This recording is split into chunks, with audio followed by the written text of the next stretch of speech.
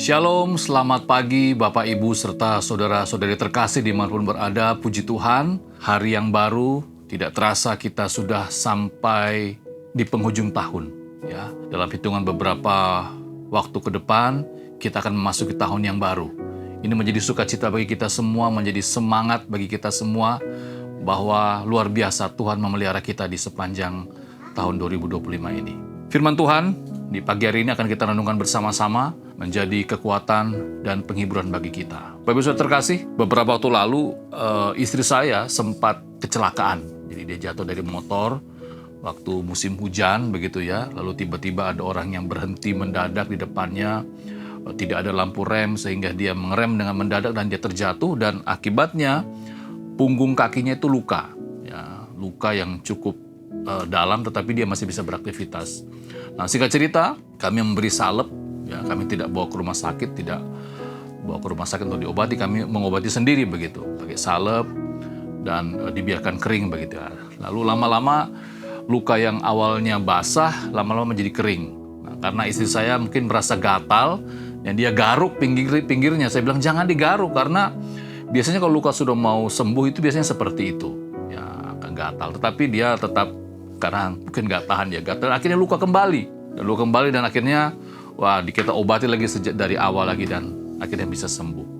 Ya, firman Tuhan di dalam Yesaya pasal yang pertama, di sana Yesaya mencoba memperingatkan bangsa Yehuda, ya, bagaimana situasi kondisi mereka saat itu.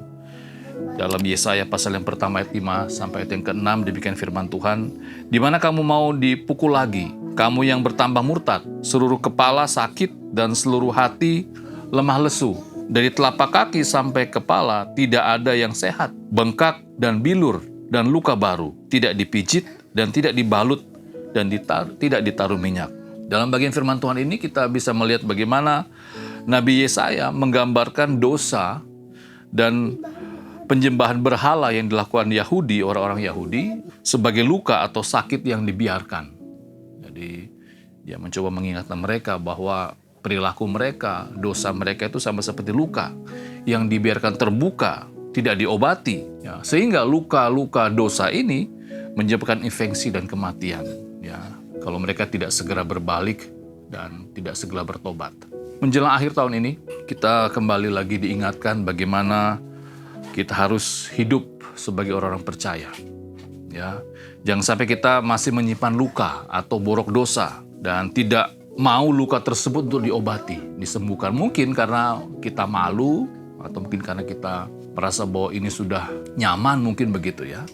Oleh sebab itu, sebelum mengakhiri tahun ini, mari kita semua membereskan luka atau borok dosa kita.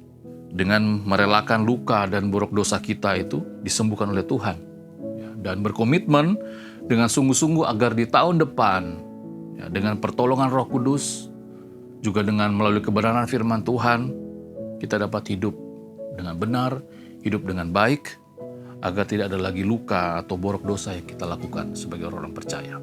Kiranya firman Tuhan di pagi hari ini kembali lagi dapat mengingatkan kita, memotivasi kita bagaimana kita harus hidup sebagai orang-orang percaya, sebagai orang-orang yang sudah menerima anugerah keselamatan, sudah menerima anugerah hari yang baru, tahun yang baru.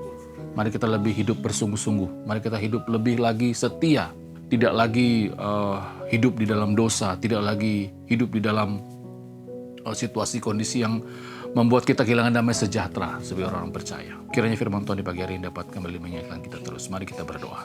Tuhan, terima kasih. Kami sungguh bersyukur bahwa di kesempatan yang baik di hari ini, menjelang kami memasuki tahun yang baru, kami kembali lagi diingatkan bagaimana seharusnya kami hidup sebagai orang-orang yang sudah diselamatkan, sebagai orang yang sudah memperoleh anugerah keselamatan, menjaga kehidupan iman kami, menjaga hati kami, menjaga kehidupan rohani kami, agar kami dapat hidup seturut dan kehendak Tuhan. Terima kasih Bapak, ini doa kami, memberkati apa yang kami kerjakan di hari ini, dan juga memberkati orang yang kami kasih.